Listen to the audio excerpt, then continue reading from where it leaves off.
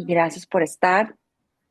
Ay, pues listo, muchas gracias, muy buenos días. Estamos a martes 24 de marzo. Es la séptima charla que hemos tenido para cubrir un libro que se llama La gente no existe. Nuestra escritora invitada es Laura Ferrero, periodista, editora, guionista de España. Es joven, es de la década de los 80 y ya estamos por acabar en este mes de marzo con dos relatos más. Son tan cortitos porque me he estado agotando los relatos más importantes, que el de hoy es realmente de 10 minutos y nada más les voy a dar así otro tema de apapacho literario, como les digo, de Irene Vallejo. Y también les voy a platicar que vamos a continuar leyendo en abril, si me hacen el honor de continuar conmigo, les muestro de una vez. Miren, este libro que tienen aquí en pantalla se llama, lo voy a poner aquí también como en una fotografía. Fíjense de quién estamos hablando. Esta señora, finalmente no me voy a ir por el libro de Albert Camus, que era El extranjero. Me voy a ir por este otro, que se llama Sigo aquí. Entonces, esta señorita que ven con su cabello de chinitos, pelirroja, nació en Irlanda y ella se hizo pues muy famosa, ya lleva yo creo que desde el año 2000 escribiendo, pero sí ha tenido novelas muy, muy buenas. Y ella lanza este libro que se llama Sigo aquí, porque dice que a lo largo de su vida, infancia, juventud, adultez, ha tenido momentos cercanos con la muerte. No es un libro para estar llorando, sino es un libro para quedarnos con la boca abierta de, ala, o sea, él hubiera, ¿sí? Él hubiera.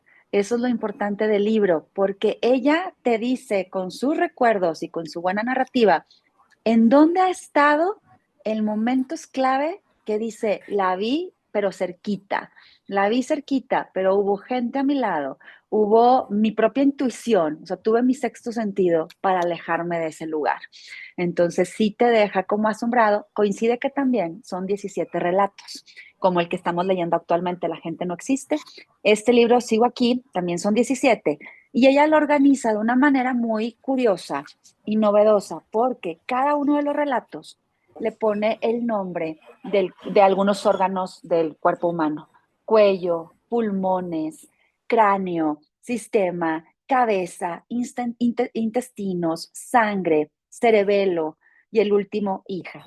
Ella dice, tiene tres hijos y uno de sus hijos, que es una niña, tiene una enfermedad autoinmune que hace que vaya agarrando o se vaya contagiando de cualquier virus en el ambiente, pero de una manera muy, muy difícil. O sea, es como depender de que si vas a la escuela y en la escuela resulta que alguien, no sé, trae ciertos alimentos, esos alimentos también a la hija le pueden desencadenar alguna alergia. Entonces, es como aprender a vivir con lo que te toca vivir.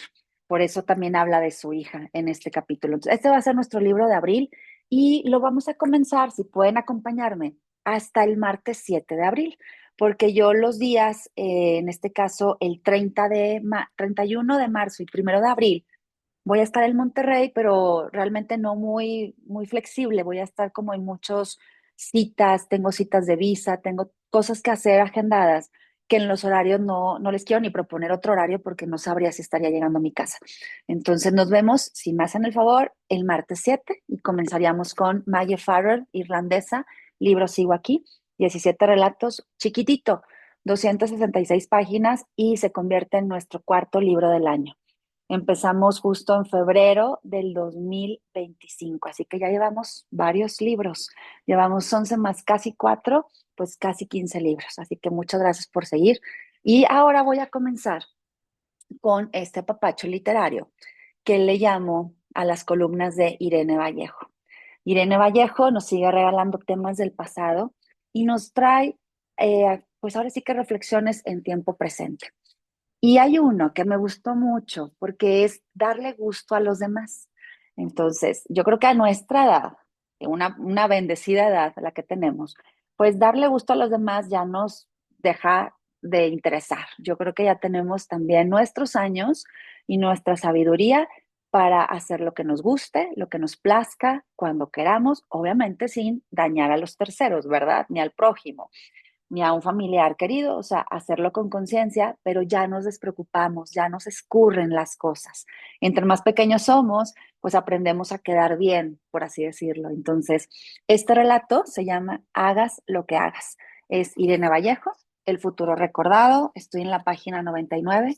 Así de sencillito es. Una página y vamos a ver qué nos dice los años atrás con el tiempo presente.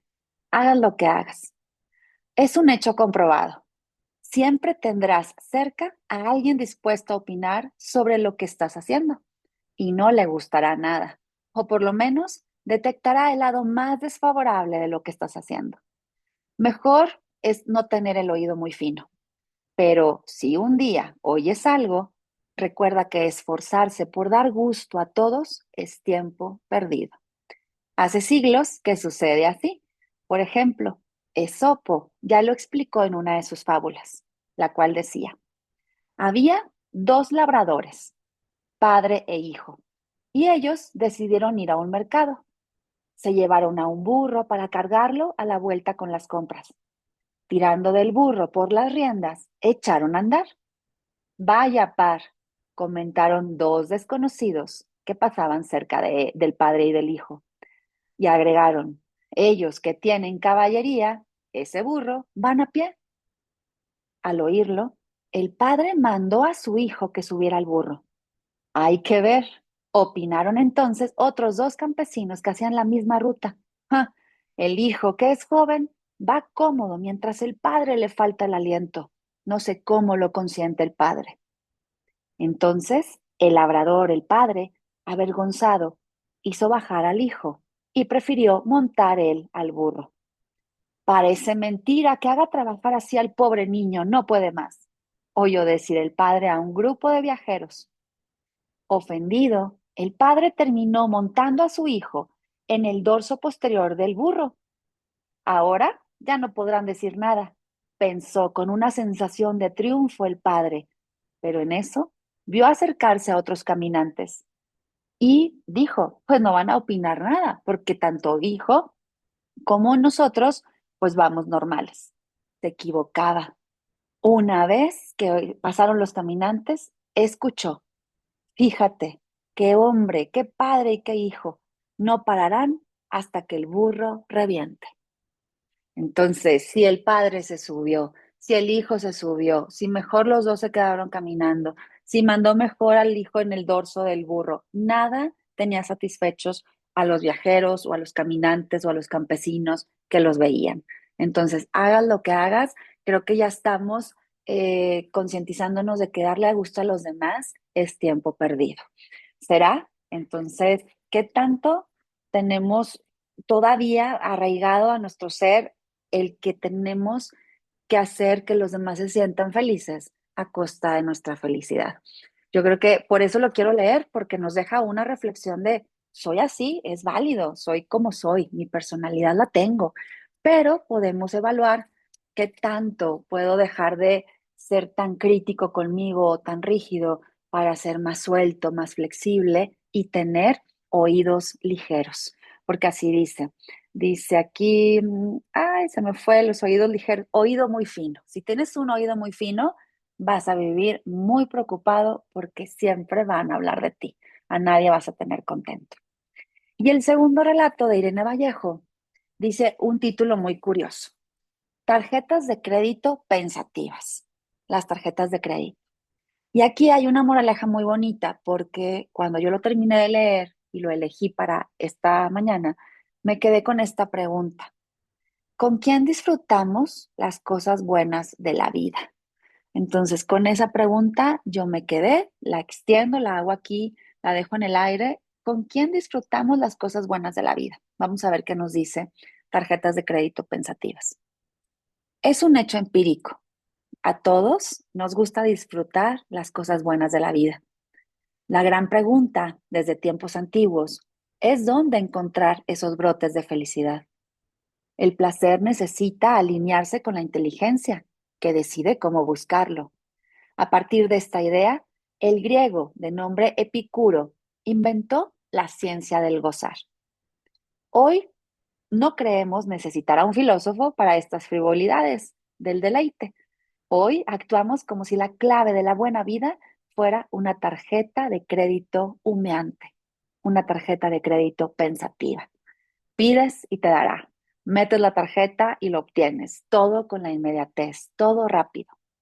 Hace 2300 años, Epicuro escribió con humor que la riqueza no debería de ser un estorbo para nadie, pero los auténticos ingredientes de la felicidad son baratos. Y él agregó, estos son los ingredientes de la felicidad, los auténticos: el sosiego, la libertad y por encima de todo, las amistades. Así que tiempos atrás, fíjense, hace 2300 años, en los escritos de Epicuro, él dijo con humor que los auténticos ingredientes de la felicidad son tres y muy baratos: el sosiego, la libertad y las amistades. Cuando llegó a Atenas, Epicuro, con 35 años, puso un ejemplo claro. Llegó, compró una finca en las afueras, la llamó El Jardín y ofreció a sus amigos mudarse a esa finca con él. Reservó una habitación propia para cada uno de ellos y zonas comunes para largas sobremesas de conversación. La alegría, pensaba, necesita de compañeros. Es curioso que esta filosofía del placer y los afectos se hayan malinterpretado tan a menudo.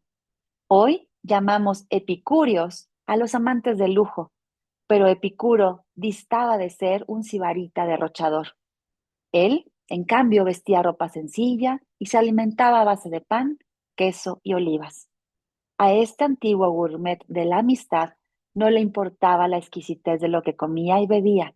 Lo que realmente le importaba a ese hombre llamado Epicuro era con quién disfrutarlo. Así que las tarjetas de crédito, pues son efímeras, si vienen, te dan satisfacción, pero ahí, ¿a qué peso le das más?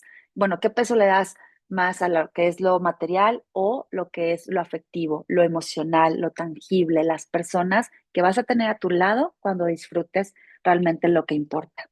Entonces, esa fue la metáfora y la enseñanza de Epicuro en esos tiempos: ingredientes de felicidad: tener sosiego, tener libertad y por encima de todo, las amistades. Aquí me detengo, no sé si estás por ahí, Gilberto. A mí me gustó mucho y recuerdo que hace tiempo platicaste de que tu abuelo, si no me equivoco, o tu papá, te hablaba de la palabra del sosiego. Si ahorita me quieres interrumpir y me dices la enseñanza que te dio, me la platicas, porque el sosiego es esa paz, o sea, tener también el deleite de echarte en el sofá y que pase. No sé si lo interpreté bien, díganme ustedes si estoy bien o si estoy mal. Pero bueno, aquí continuamos y ahora nos metemos de lleno al penúltimo relato que les voy a leer de La gente no existe. Gracias, Maye, por estar, bienvenida. Y continúo, les pongo la foto de esta escritora, Laura Ferrero, y tenemos por el mes de marzo, penúltima sesión, hoy séptimo día que platicamos, y gracias por estar. Tercer libro del año, La gente no existe. En este relato vamos a tener la siguiente situación. Acuérdense de lo que yo les he platicado. Este libro tiene ciertas cualidades. Al ser relatos, pues es breve. Tú puedes ir decidiendo si un día te vas a leer el relato 17, si al siguiente día lees el relato cuarto, lees el quinto, si te brincaste uno, si no lo leíste, ninguno está conectado. Eso parece ser. Pero si ustedes han estado escuchando cada relato, yo me lo imagino como si estuviéramos en un condominio. Y en ese condominio de departamentos, las puertas parece que son transparentes. Y parece que la escritora atravesó cada uno de los departamentos con esas puertas transparentes, con esas paredes transparentes, y empezó a observar la vida cotidiana. Empezó a ver que en uno había dolor, en otro había desamor, en otro había lejanía entre padre y madre, en otro había una madre que aspiraba a una mejor vida y por eso veía casas en renta que le iban a ser imposibles de rentar. En otro veía un doctor que era ilustre y en el perfecto puesto que todo mundo desearía en un hospital, pero carga una pena dolorosísima. Otra vemos una chica que ha sido abusada emocionalmente. Otra vemos carruseles que nos dan la semblanza de lo que es la vida, lo que perdemos cuando comparamos nuestra vida triste con un pueblo quemado, destruido por un incendio. Entonces, esa es la vida. y nos lleva a la gente no existe a evaluar que parece que los seres humanos no nos parecemos entre sí, pero tenemos vidas muy, muy parecidas. Así que esto es lo que a veces fingimos los seres humanos. Y esta chica, Laura Ferrero, lo que decide es dar un toque a través de la literatura de que las vidas se parecen. Y tiene una frase muy bonita. Dice Laura, porque la literatura se parece a la vida, pero no es la vida. Y quien las confunde paga a veces con la suya propia. Así que de manera terapéutica, ella sacará emociones y tal vez algunas vivencias personales, pero no las vamos a saber. Entonces, ¿qué acoplas de lo que hemos escuchado a tu vida? Pues hoy en el relato que les traigo se llama sencillamente una trenza. ¿Y qué vamos a sentir si ustedes se ponen cómodos y disfrutan y me acompañan y se concentran en lo que yo les voy a leer? Vamos nuevamente a escuchar una voz que narra. Es una mujer, es una chica que pone una perspectiva. Estoy en mi casa, estoy a punto de hervir agua, tengo unos edamames que compré y los voy a hervir, los voy a cocinar, pero a la vez que ella está en una cena tan normal, se viene a su mente una imagen de convivencia y temas de salud que sufre su abuela Elisa. Entonces, la trenza, el título, una trenza, es una palabrita que la vamos a asociar en una pequeña escena cuando ella recuerda a su abuela en ese cuarto hospital. Obviamente, todos siempre nos vamos a preguntar cómo nos tocará, ¿no? Ahorita, gracias a Dios, estamos con vida, estamos con una salud que cada día la estamos pidiendo para que perdure. Ante todo, la salud, pero aquí pues el tema es, ¿qué recuerdo de las personas que ya están en una etapa casi final? ¿Qué recuerdo? ¿Qué tanto conviví? ¿Quién los cuidó? Y sobre todo, agradecimiento. ¿A quién le agradezco por los cuidados que tuvo con ese ser querido que ya no estaba en sus mejores condiciones? Entonces, así comienzo. Libro, La gente no existe y el relato se llama Una trenza. No importa qué estés haciendo, las malas noticias te alcanzan siempre a mano. Si estás en una película o en un relato, de pronto sonará el teléfono en medio de la quietud de la noche. Así me sucedió a mí. Yo estaba en la cocina. Eran las 2 de la tarde y la noticia me sorprendió poniendo agua a hervir para cocer mis edamames.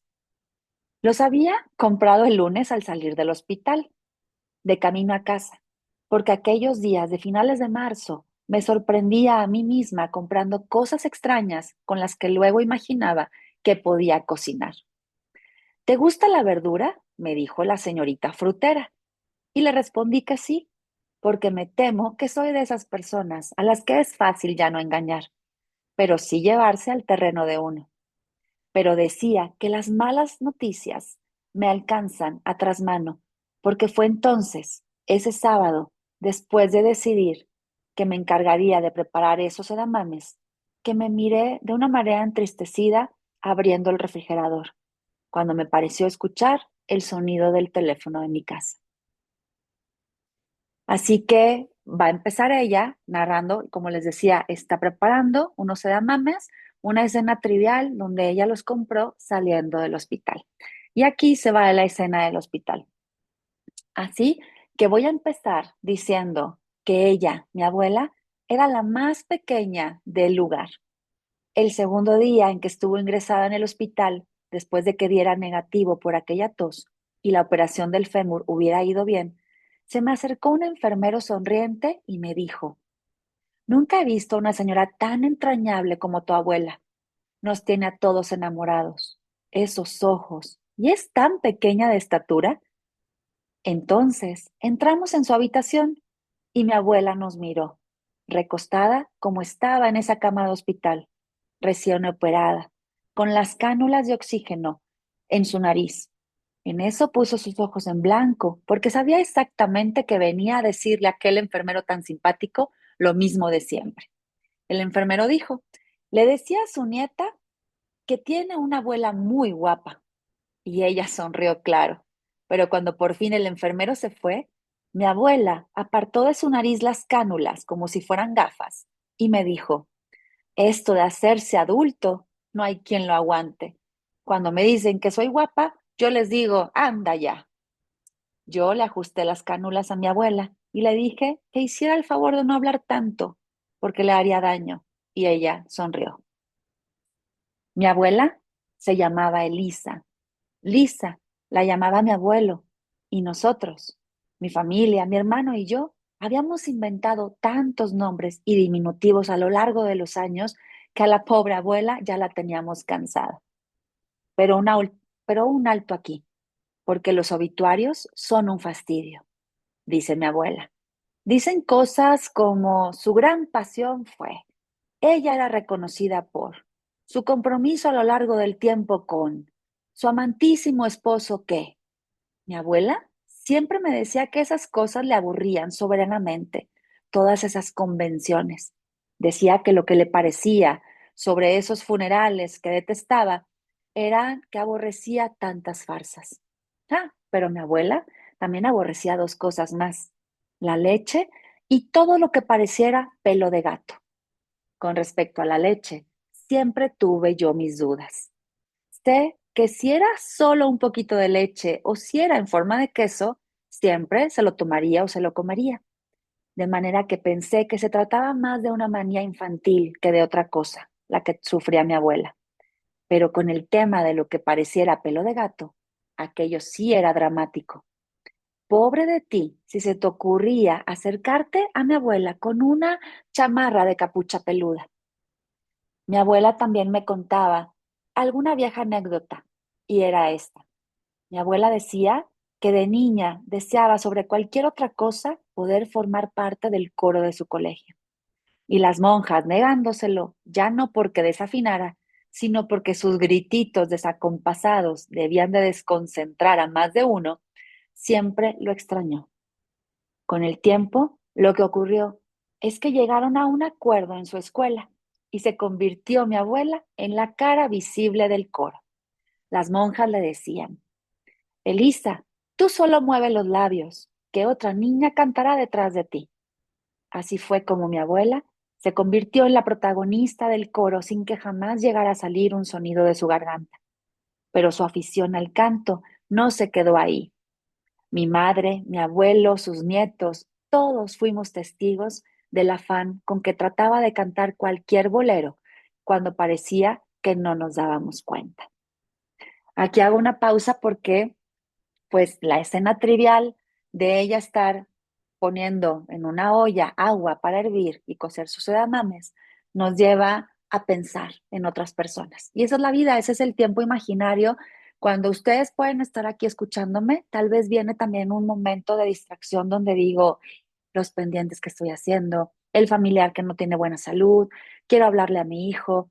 Estamos en una cosa físicamente y estamos en la mente con otra. Y esta chica nos está hablando de Elisa. Elisa la operaron del fémur, salió negativo de una tos muy fuerte. El enfermero pues la halaga mucho y le dice, qué abuela tan hermosa con esos ojos hermosos que tiene. Y la abuela le dice, anda ya. Pero también esta chica que narra pues da a conocer deseos que tuvo la abuela, que deseaba cantar en el coro. Las monjas nunca creyeron que tenía bonita voz y solamente le decían, finge, tú eres la cara del coro, pero jamás saques voz de tu boca o por tu boca.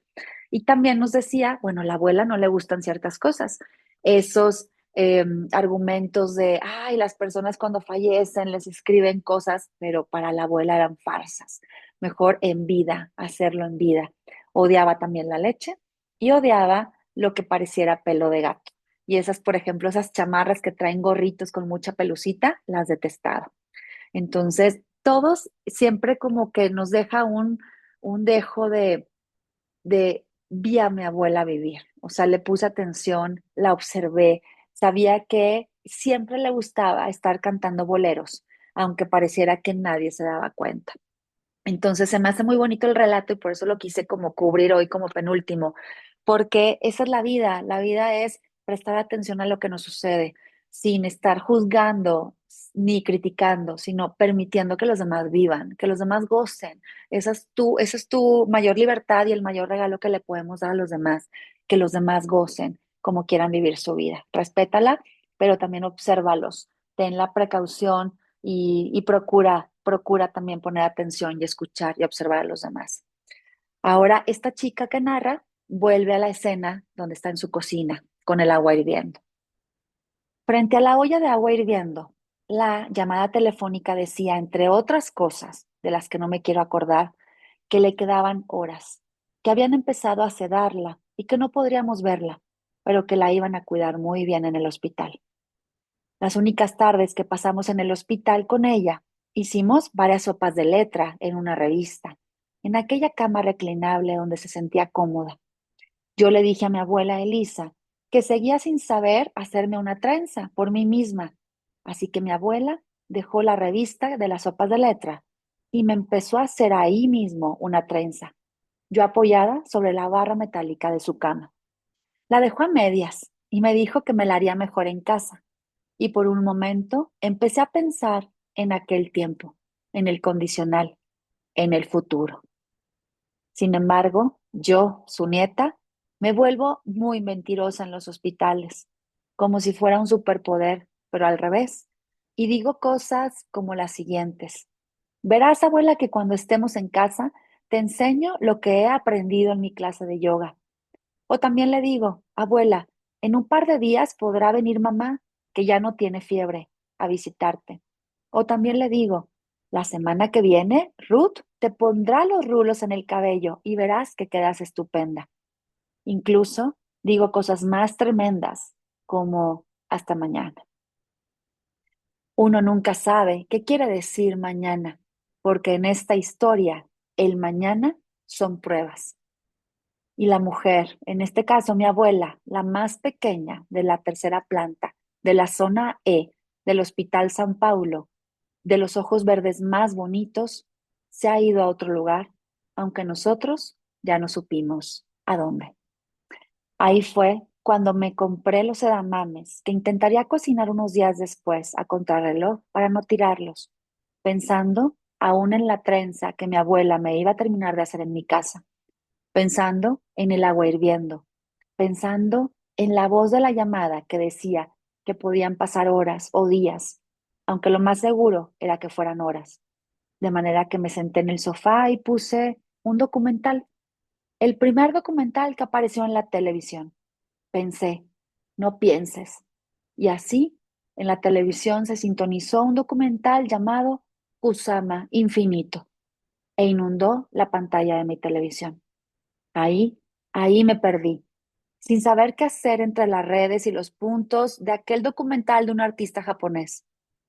Yo deseé caer en una de esas redes gigantes de las que trataba el documental, que me envolviera como si fuera un manto, despertarme en Tokio 50 años atrás o simplemente desaparecer, esfumarme, como el agua que se evapora con estos edamames o que se funde en esa forma de las cosas no reconocibles, la de la invisibilidad, para no tener que esperar lo que yo nunca hubiera querido esperar. Y entonces volvió a sonar el teléfono. Puse en pausa el documental y me di cuenta que en el minuto 1 con 13 segundos del documental infinito dejaste de existir, abuela. Difícil saber dónde te has ido. Recuerdo aquella frase que escribí yo misma en una novela, cuando aún creía que las novelas podían tener ciertos efectos sobre la realidad. Aquella frase decía, saldremos de esta. Bueno, pues a veces no se sale, pensé yo, como tu nieta. Pero yo no quiero hacer ningún obituario. No te lo mereces, ni lo hubieras querido como me lo platicabas. Yo lo que haría sería cantarte un bolero. Solo que día a día, durante esa semana en la que no supimos dónde estabas, unos médicos, unas enfermeras, llamaron a mi madre para darle información sobre tu estado de salud. Lo hicieron mañana y tarde, mañana y tarde, mañana y tarde. Y sé que incluso en los últimos minutos alguien te dio la mano, trenzó, imagino, sus dedos con los tuyos. Así que desde aquí quiero darle a ese alguien del que solo sé que se llamaba de diferentes maneras, ya sea Eduardo, Cristina, Montserrat, quiero darles las gracias. Gracias, que yo confío y quiero confiar, y sé que ocurre en ocasiones que en esta pandemia siempre alguien cuidó por ti. que hay otros que llegan donde tú no puedes, que esas personas que te cuidaron se convirtieron en tus propias manos cuando a ti ya no te servían las tuyas. Listo. Así es el relato de la trenza. Trenzamos los dedos, trenzamos el cuidado, trenzamos las emociones, trenzaremos eventos donde ya no pude estar con ella, pero hay un agradecimiento. Ella se imagina esa llamada y sabe que prefiero parar, ya no quiero imaginarme lo que está pasando, quiero desaparecer, llegar a ser invisible. Y en ese relato ella se pierde y detecta que en ese minuto con 3 segundos su abuela dejó de existir. Así que esta es la cotidianidad. Pensamos que hay vida, hay muerte, hay dolor y todos estamos destinados, lo que tenemos seguro es la muerte. Pero lo bonito de este relato va más allá de qué tanto me acerqué a esa persona para conocerla. Entonces ella tiene como muchas vivencias, da a entender que sí tuvo momentos para recordar y saber cómo era su abuela y cómo honrarla cantándole un bolero. Así que no le iba a escribir nada, no le iba a poner farsas o un obituario o la gran mujer Elisa casada con, no, simplemente le iba a cantar un bolero. Así que así es la manera en como yo cierro este día. No sé qué les pareció, Gilberto, ¿te gustó? Beatriz, Maye, José Ángel, Isabel. Así que si ligamos un poquito el tema de eh, lo que platicaba con Irene Vallejo o de lo que hablaba de Irene Vallejo, hagas lo que hagas, y también el otro que se llama tarjetas de crédito pensativas, pues hagas lo que hagas, nunca vas a tener contento a nadie. Así que vive la vida como mejor te plazca y te convenga. Y tarjetas de crédito pensativas, creo que vale la pena siempre tener amigos, gozar con los amigos las cosas buenas y las malas. Así que aquí la nieta, de la que no supimos su nombre, tuvo grandes momentos con su abuela. Así que bueno, nos quedamos con eso. Gracias por estar. Mañana terminamos con un relatito más chiquito que se llama, a ver, aquí tengo el nombre, déjenme se los digo de una vez, ¿cómo superar a tu ex? Entonces, aquí vamos a ver la ironía de la vida, donde sin adelantarles mucho, nada más no, dice, ¿cómo borrar a tu expareja? Le estaba cambiando el título. ¿Cómo borrar a tu expareja? Pues la ironía de la vida. Llevas muchos años con una pareja, haz todo lo opuesto para olvidarlo, pues el relato nos lo va a platicar mañana. Mil gracias por estar, que tengan bonito martes y nos vemos mañana si me acompaña. Y bueno, preguntita, ¿en abril sí se animan a continuar para empezar? ¿Sigo aquí? ¿Sí? Sí, Sí, bueno, yo sí. Oral. Sí, yo Perfecto. también. Entonces, sí. nos vemos el 7 de abril. Hagan esta comunidad si desean hacerla más grande. Platiquen. Si hay un libro donde quieres participar y en otro no, se vale. Hay meses que son más, bueno, son más complicados que otros. Así que siéntanse en confianza donde puedan unirse o tengan amistades que quieran escuchar 17 relatos o los que nos dé de estas 8 sesiones de abril, pues vamos a quedarnos encantados. Yo sí me quedo con la boca abierta porque digo, no lo veía venir. Hay muchos cambios de tuerca, hay giros inesperados, hay clímax, hay mucha tensión, hay nervio, donde parece ser que esta mujer tenía un alma libre y le daba muchos dolores de cabeza a su mamá por su personalidad tan arriesgada, tan aventurada, también por sentirse tan introvertida, a la vez cambiaba de parecer y hacía cosas que nos hubiera dejado a más de uno con los pelos de punta en no te atrevas, o sea, te vas a tirar de ahí, vas a caer en el mar, te vas a hundir, no vas a poder salir, no tienes sentido de orientación, ¿quién te va a salvar? Y ahí es donde viene el clímax de alguien llega a tu vida siempre de la manera en la que menos te esperas y te salva. Entonces, el hubiera en cada relato está buenísimo. En esto nos vamos a enfocar en abril. Nos vemos mañana a las 10:30 y mil gracias por estar. Cuídense mucho. Gracias, Aya. Hasta Gracias a mañana. Saludos a todos. Hasta todos. Bye, mañana. bye, Chao. Bye. Bye. Bonito bye. martes. Bye bye. Igual. Bye.